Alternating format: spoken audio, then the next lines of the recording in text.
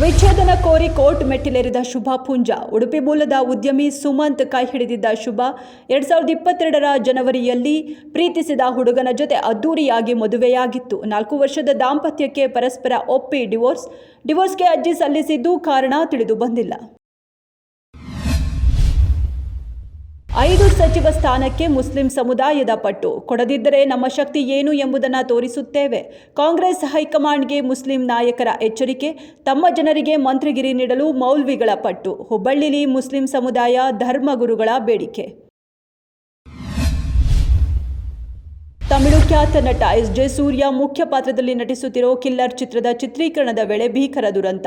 ಬಿನ್ನಿ ಮಿಲ್ಸ್ನಲ್ಲಿ ನಡೆಯುತ್ತಿದ್ದ ಶೂಟಿಂಗ್ ಸೆಟ್ನಲ್ಲಿ gas cylinder ಸ್ಫೋಟ. ಘಟನೆಯಲ್ಲಿ 3 ತಂತ್ರಜ್ಞರು ಗಂಭೀರವಾಗಿ ಗಾಯಗೊಂಡಿದ್ದು, 26 ವರ್ಷದ ಯುವ ತಂತ್ರಜ್ಞ ಮದನ್ ಸಾವನ್ನಪ್ಪಿದ್ದಾರೆ. ಕಳೆದ ಏಪ್ರಿಲ್ ತಿಂಗಳಿಗೆ ಹೋಲಿಸಿದರೆ ಮೇ ತಿಂಗಳಲ್ಲಿ ರಾಜ್ಯದಲ್ಲಿ ಮದ್ಯ ಮತ್ತು ಬಿಯರ್ ಮಾರಾಟದಲ್ಲಿ ಭಾರೀ ಇಳಿಕೆ. ಒಂದು ತಿಂಗಳಲ್ಲಿ ಸರ್ಕಾರದ ಆದಾಯಕ್ಕೆ ಬರೋಬ್ಬರಿ 455 ಕೋಟಿ ರೂಪಾಯಿ ನಷ್ಟ. ಒಂದು ತಿಂಗಳಲ್ಲಿ ಸುಮಾರು 17 ಲಕ್ಷ ಬಾಕ್ಸ್ಗಳಷ್ಟು ಭಾರೀ ಕುಸಿತ ದಾಖಲಾಗಿದೆ.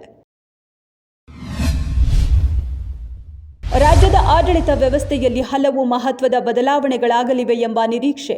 ಡಿಕೆ ಶಿವಕುಮಾರ್ ಅವರು ರಾಜ್ಯದ ನೂತನ ಸಾರಥಿಯಾಗಿ ಪದಗ್ರಹಣ ಮಾಡಿದ್ದಾರೆ.